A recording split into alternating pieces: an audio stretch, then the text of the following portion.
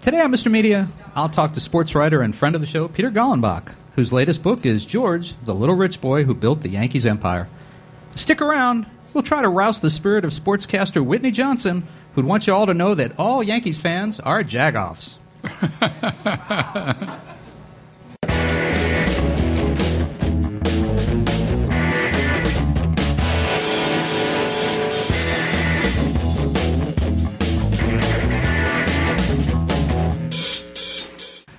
So much media, so little time.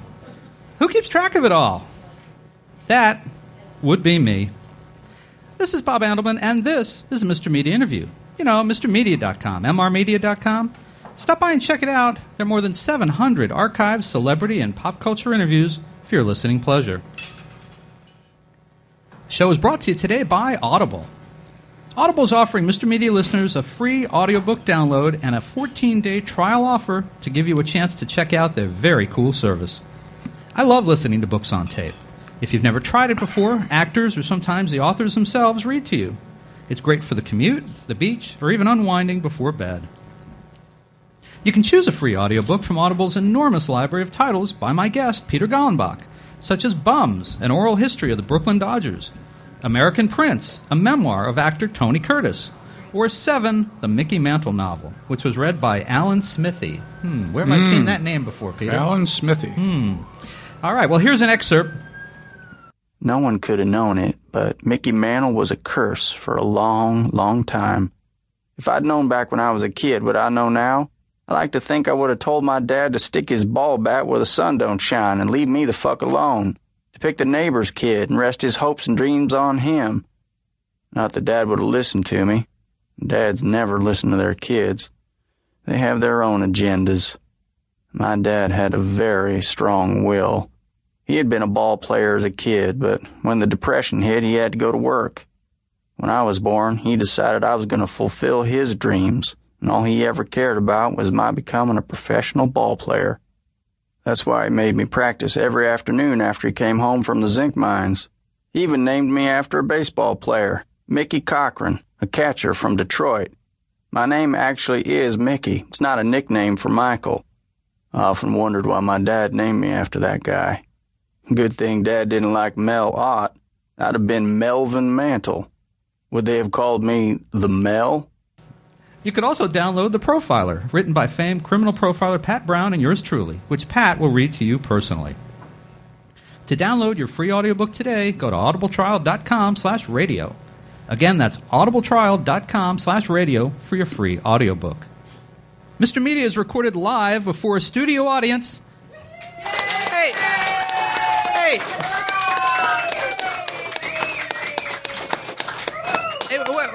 Wait a minute. I've always said that as a joke at the beginning of every show. Where did you people come from?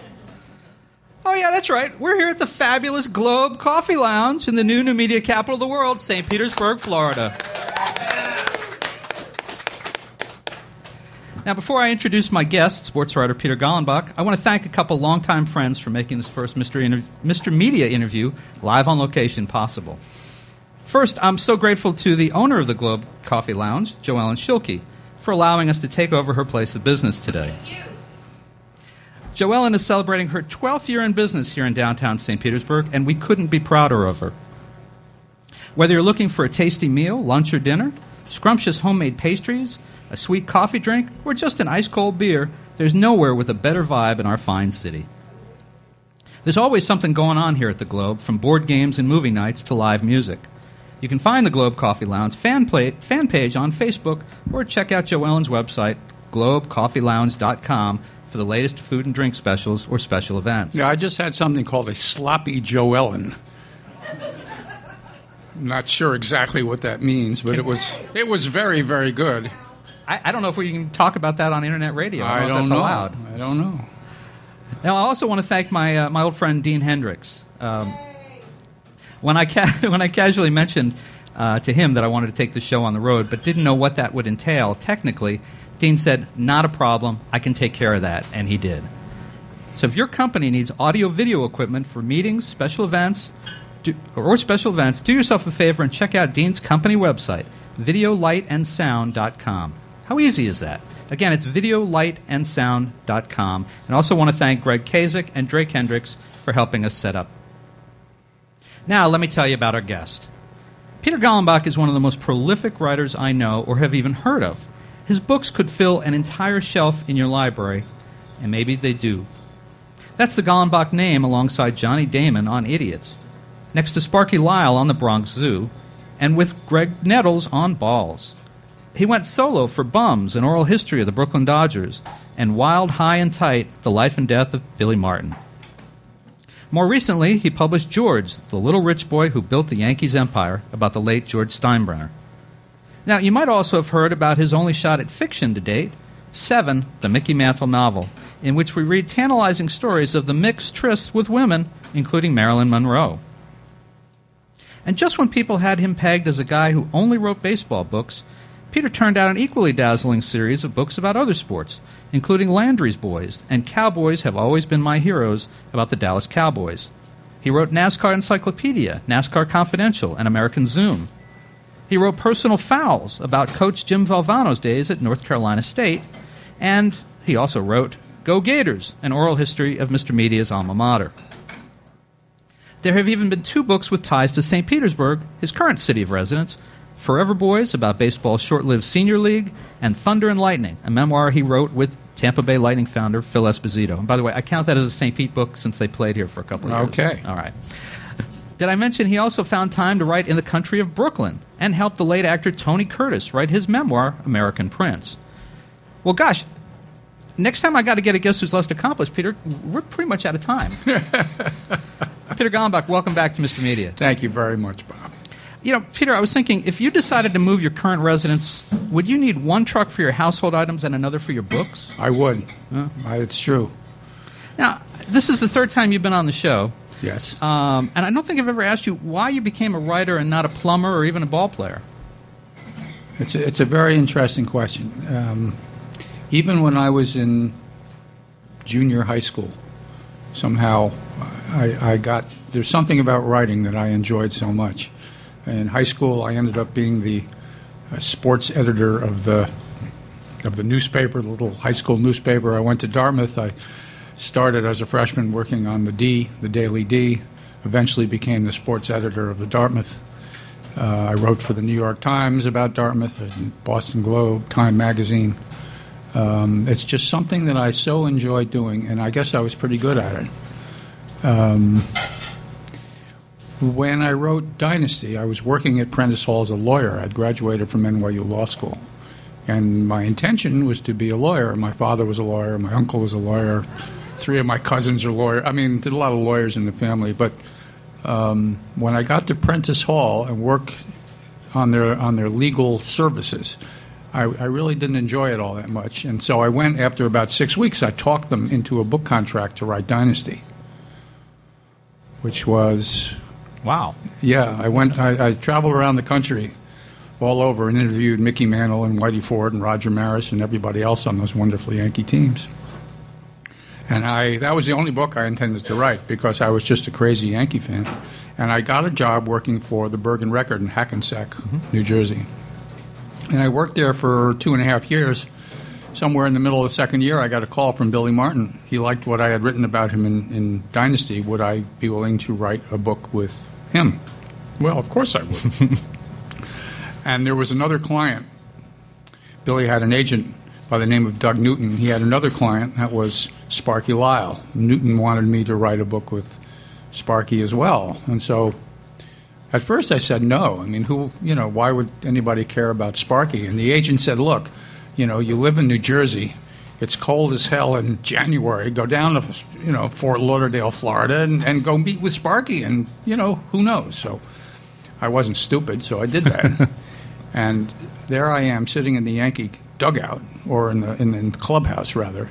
And there's Sparky, of course, Thurman Munson, Reggie Jackson, Billy Martin, Greg Nettles, Ron Guidry, all these people. And I'm thinking to myself, if Sparky would be willing to do a daily diary, we would really have something special. And he agreed to it. And we got a decent enough contract to do it. And what I didn't realize was that the winter before, see, Sparky had been the Cy Young Award winner in 1977. He was the star relief pitcher for the Yankees. They won the pennant in the World Championship that year. And then during the winter, George Steinbrenner went out and got Goose Gossage to take Sparky's place as the closer. And it was maybe 2 weeks into the season when Sparky figured out that he had lost his job, even though he was the Cy Young Award winner the year before. I mean, George was crazy that way. But the other thing about George is that he hurt a lot of people along the way, and Sparky was one of them. So I'm writing a book with an athlete who not only is wonderfully funny, he was a great funny character, told a lot of wonderful stories, but who was angry. He was angry all season long. So he had no problem saying exactly how he felt about George Steinbrenner and the way he ran the Yankees. So when the Bronx Zoo came out, it was like a bomb went off. I mean, Sparky and I were on New York television probably every day for 2 weeks. We sold 210,000 Bronx Zoos. It was amazing. And Sparky, of course, ended up getting himself traded away, which is what he wanted. Shocking. I mean, they didn't want him to stick around after writing the book. They didn't want him to stick around. And that was the start of what turned out to be a 40-year career. Did one book sort of lead to the other as it continued that way? Because you did a lot of Yankee books. I did a lot of Yankee books. They always want your last success. So Dynasty was a bestseller. The Bronx Zoo was a bestseller. I ended up doing the book with Billy Martin, which was #1, and it was a bestseller. So naturally, they said, go to Greg Nettles and see if he'll do a book. And at first, I went to him, and he said, "Nah, I don't want to do a book." I said to him, "Well, we'll give you $75,000." Now, at the time, players were making, say, $150,000. So $75,000 is a lot of money. Today, you go to a guy and say, "I'll give you $75,000." They go, "I'm making $8 million a year. What do I need your crummy $75,000 for?" But back then, $75,000 was more than decent money. And so Greg finally decided to do it. And that became the book Balls. And Greg also was angry with Steinbrenner and had no problem talking about all the stupid things that George was doing. But these are the only two guys who ever worked for George who were ever angry at him. So, I mean, that's true. Yes, of course. Not an issue there. Right. So, I mean, an early theme to your career was that you did a lot of books with Yankee people. You didn't intend them when you started them that they would be kind of angry about the Yankees, but we get a lot better material that way from angry people. Well, it certainly turned out that way. I was not complaining. I mean, I did a book with Ron Guidry, who was a lovely, lovely guy. I spent 2 weeks in Lafayette, Louisiana with him, and his grandma cooked all sorts of Cajun dishes for me, and we would go to these wonderful restaurants, and the lines would be around the block, and Ron and his wife and I would be taken to the front of the line and given, maximum service. It was fabulous. The book didn't, of course, get the sort of attention that either Balls or #1 or the Bronx Zoo did, but again, part of being a writer is the experience. The fun to me is always in doing it. It's doing the research. It's interviewing the person or people. I've done a number of team histories. Mm-hmm. Dynasty was a team history of the Yankees. Wrigleyville was a team history of the Chicago Cubs. Fenway was a team history of the Boston Red Sox. That way you get a chance to interview, say, 50 players. Because one of my goals was always to interview, as many of these ball players as I could to memorialize their careers, before they died. Mm-hmm. And I was able to do that with literally hundreds of ball players. Well, let's stick to the Yankee theme for a minute. Okay. So you did all these Yankee books. You covered the Yankees for years. You were around the Yankees. Yeah. Your last book, which came out, I guess, about a year ago now, George, right, which we have in front of us here, the poor little rich boy who built the Yankee Empire. That seems like that was the book you've been building up to for 20, 30 years. Well, George had an interesting history. I had been given a contract to do George in 1979 by Crown, and I went to Cleveland, and I did a lot of research and interviewed 50 or 60 people. Again, back in 1979 and 1980, I get a call from my editor, and she says to me, there are 2 other George books in the works. We need to have your book in on, say, January 10th. So I said to her, I can't possibly do it by January 10th. It'll be at least July. And they canceled the book contract on me. So I had all of these fabulous, fabulous interviews with people from George's childhood, from when he owned the Cleveland Pipers, when he was in his 30s, from Williams College, from Culver High School. You know, if I had done this book when I picked it up again about 5 years ago, most of these people had passed away. So I had this fabulous, resource, this great river of material to use. And I got a contract from Wiley, a nice contract from Wiley. And so basically all I had to do is pick it up in 1981 where I had left off, and that's what I did. And so in a sense, this book was started in 1979, 1980. It's been only 30 years. Did George invite you over for tea before he passed to thank you for doing this? Well, in 1980, see, I had written Number One and the Bronx Zoo, and so I called George to interview him for this George book. And he had me come to Yankee Stadium, where I sat for 2 hours and interview him, because he wanted me to know that if I didn't watch my step, he was going to sue my behind. He wanted me to know that. He also let me know that he was sure that all the horrible things that Billy had said about him were all Billy's doing, and that I had nothing to do with it, and surely I had taped all the conversations, and therefore none of it was my fault. It was all Billy's fault. One of the things George loved to do was pit people against each other. And so George was trying to pit me somehow against Billy, which I chuckled about because it was one of the things I noticed when I was researching George's career. Kind of a habit of his. Yes. All right, so one more question before we take a break. Obviously, we all know you've done a lot of these Yankee books, and you've done some Red Sox, and you did a book about the St. Louis Cards, St. Louis Browns, Wrigleyville you mentioned. What has to happen before the Tampa Bay Rays, of whom you're a noted fan, get the Gallenbach book treatment? Well, I have to tell you about my disappointment, and that Joe Madden and I had agreed to do a book together after their first pennant. I mean, I thought the fact that the Rays could win a pennant with the Yankees and the Red Sox in the same division was miraculous. I still feel that way. And so we even, signed a collaboration agreement to do it.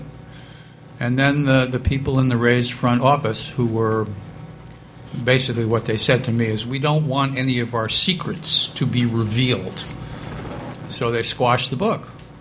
And it's just a shame, because now, 50 years from now, how the Rays won that pennant, nobody will know and nobody will care. I think it's short-sighted, but, they feel very strongly about it. They have a certain way of doing business. A lot of it is very secretive. They've got, their way of determining lineups, and they have, a lot of it has to do with numbers. They're great numbers crunchers. Andrew Friedman told me that they had, 10 or 11 guys squirreled away in the basement, sitting around with computers figuring out who's supposed to do what, and that he didn't want any of all of this revealed. But if you've ever read any of my books, I don't give a damn about any of that. To me, that's not the interesting part about baseball. The interesting part about baseball is how these people interact with each other. I have to tell you, my understanding is that the Rays, the stadium is 3 blocks away from us. We're at the Globe Coffee Lounge here in St. Pete. My understanding is that night before the game, Friedman, Silverman, Madden, they come over here for a tarot reading card. I believe that's on Wednesday nights. And they get that done. And that's how they know what the lineup's going to be. Yeah, well, I sincerely doubt that, but it's a nice story. All right. Let's take a quick break. This is Bob Andelman, and you're listening to, and those of you here watching, you're watching the Mr. Media interview with sports writer Peter Gallenbach, the author of George, the Little Rich Boy Who Built the Yankees Empire, recorded live at the Globe Coffee Lounge here in beautiful St. Petersburg, Florida. And we'll be right back.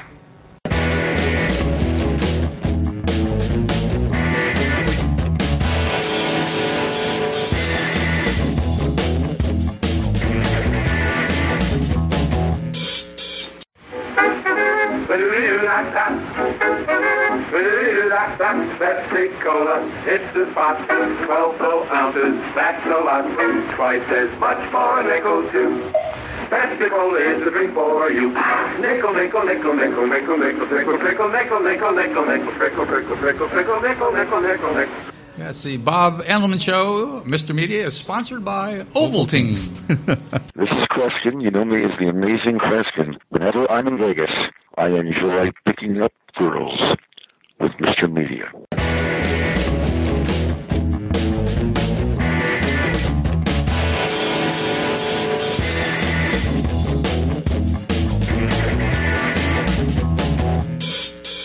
This is Bob Andelman, and you're listening to the Mr. Media interview with sports writer Peter Gallenbach, author of George, the Little Rich Boy Who Built the Yankees Empire, recorded live at the Globe Coffee Lounge here in beautiful St. Petersburg, Florida. That's right, we're not in the living room today, folks. Well, I've got plenty of questions for Peter, but I want to open the floor. If anyone here has a question for Peter, the lovely Mr. Hendricks has got a microphone. He'll be happy to come over to you and let you ask a question. We have our first question. Excellent. Thank you. I enjoyed the interview. You don't shirk away from controversy. What do you think about exploring more about Charlie Hustle? Well, I did a book with Pete Rose. Pete Rose on hitting, how to hit better than anybody. And it was a lot of fun. Pete Rose, he's sort of like a 14-year-old. He's had two things on his mind. One of them is baseball, and the other, how do I put it for the radio audience? Women. Those are the two things. Only he would describe it differently. While we were working together, the fun thing, he comes in one day, he's got a fistful of horse betting tickets. I mean, he must have 100 of them. And he fans them out in front of me, and he says, "Look at this." So I said, "Pete, what in the world is that?" He says, "Well, my partner and I decided to bet on to try to pick the winners of the first 5 races at whatever the local track was out in Cincinnati. And we knew that 3 of the horses were shoo-ins, so we had to what's known as wheel the other 2 races, which is to say buy tickets for every single other horse to win in races 4 and 5. I said, "Pete, how much did that cost you?" He says, "Well, we spent $100,000 on the bet." I said, "Pete, gee whiz." So next day, Pete's all smiles. I said, "How'd you do?" He says, "We won." I said, "Well, how much did you win?" He said, "We won $40,000. I said, "You mean you risked $100,000 to win $40,000? He goes, "Yeah, but we were pretty sure that we were going to win this thing." So later, of course, it comes out that, Pete's a gambling addict. And, of course, he's in total denial. He's telling everybody, "Oh, no, I'm not a gambling addict at all." And all I could think about was the fact that he and his partner had spent $100,000 to win a bet. Unbelievable. And I want to point out, thank you, Peter. Thank you for the question. We have a copy of Peter's latest book, George, that Peter will pick the best question at the end of the show, and he will autograph a copy of the book to the winner. I will. We have another question? Hi, Pete. Thanks for taking the question. What are your thoughts on Lasorda? Tommy Lasorda. I'm not a big fan of his. I thought he was a terrific manager. I thought that he tended to want to take all the credit and not necessarily direct that credit to his players. He had a son who was gay, and Tommy refused to acknowledge the fact that poor kid even existed. And I found that to be reprehensible. And I think that's probably the thing that I held against him the most. Very good. Right, one more question. Okay, one more question. I heard mentioned earlier that you were a writer of some of the Cowboys, the football. What do you like, or which one do you like more, baseball or football, or? Well, that's got nothing to do with writing. What sport you like's got nothing to do with what you're writing about. If you're a professional writer, I can remember the day an agent called me up and said, "How would you like to do a book on stock car racing?" Well, I knew about Richard Petty, but that's about all I knew about stock car racing. So I said to him, how much will I get out of this? And he mentioned a fairly large amount of money. So I said to him, I'd really love to do a book about stock car racing. And that's the way being a professional writer works. So which sport do I like the most? Well, certainly baseball is the sport that, I was born with the baseball gene. I came out of my mother's womb holding onto a baseball bat. So I'm sure that hurt. It did. It did. But that doesn't mean I don't appreciate the other sports. Well, thank you guys for the questions. When we wrap up, we'll figure out which was the best question and award a book. I got to ask you a question, Peter. If you had to spend a year on a desert island with your choice now, you're not being stuck here, with your choice of Steinbrenner, baseball commissioner Bud Selig, or ESPN analyst Peter Gammons, who would you choose?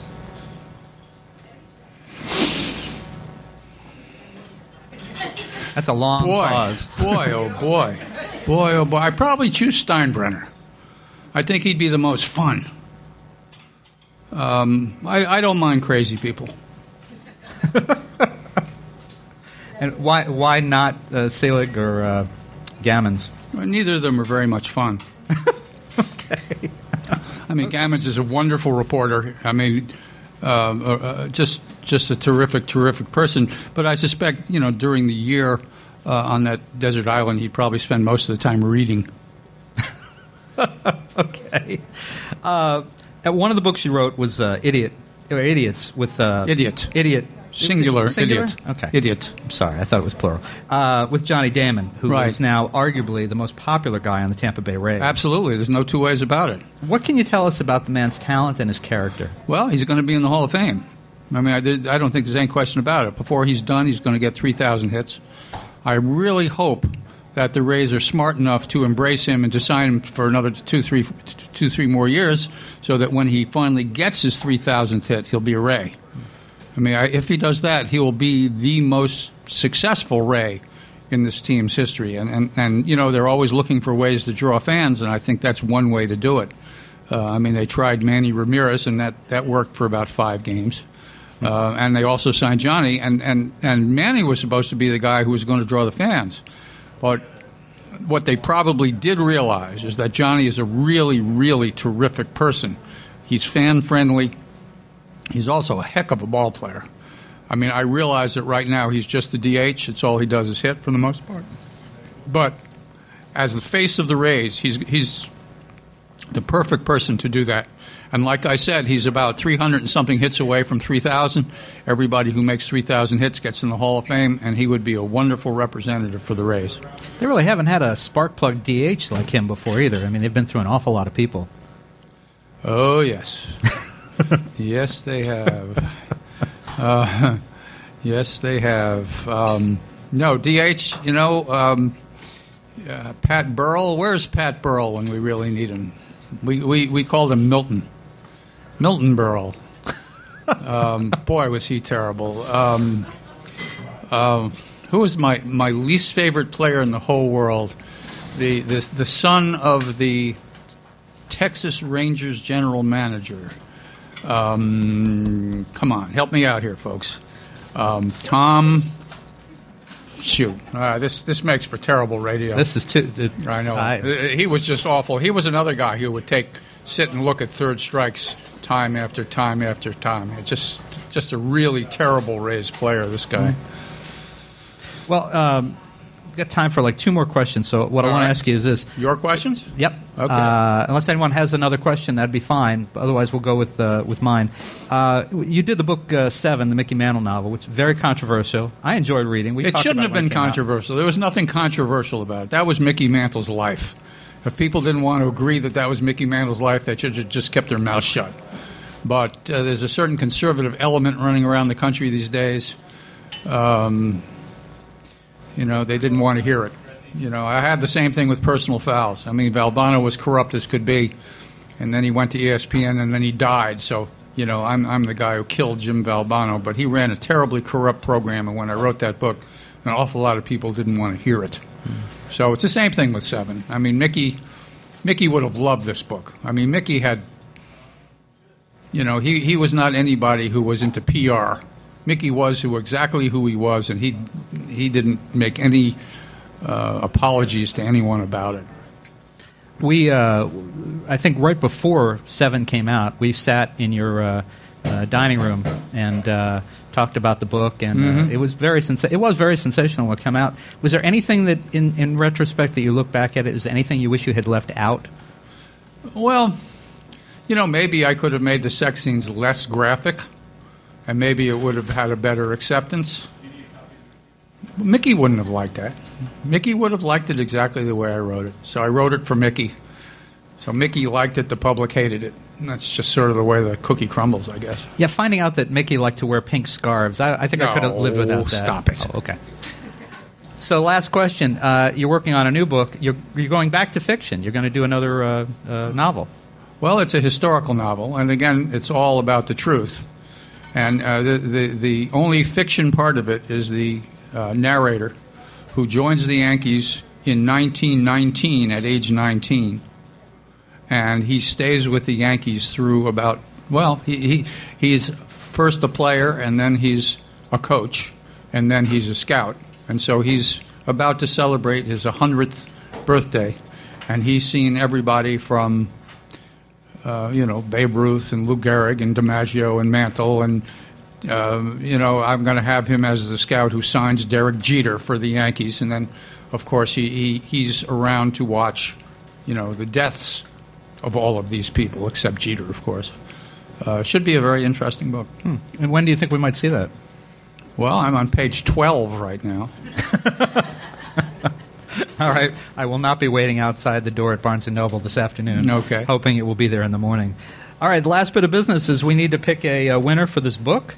The questions were on Pete Rose, Tommy Lasorda, and football versus baseball. So my choice is between your wife, your mistress, and your daughter. No. The last one was not actually my daughter. Oh. That was a gentleman. Oh. Okay, I'll give it to your wife. No, I would choose again. Okay. Your daughter?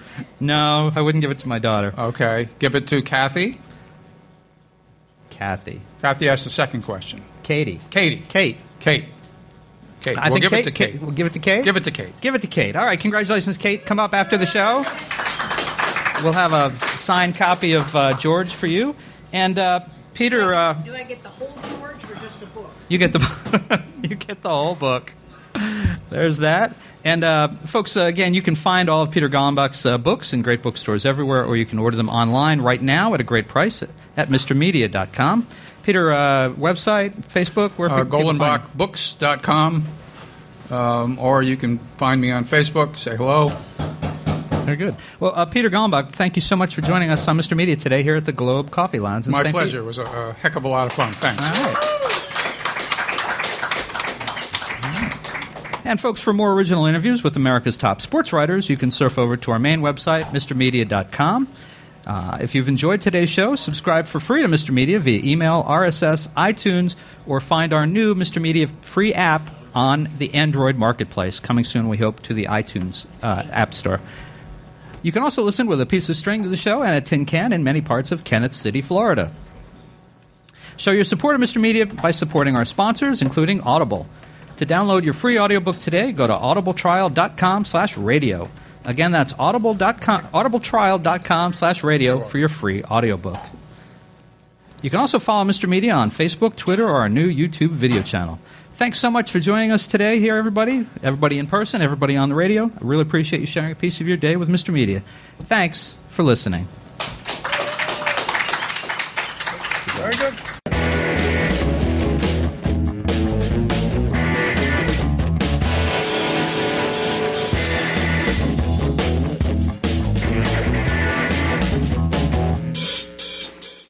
Hey, did you know that you can listen to the latest Mr. Media on your phone with the Stitcher app? Stitcher is smart radio for your smartphone. Mr. Media is on demand and on the go with Stitcher.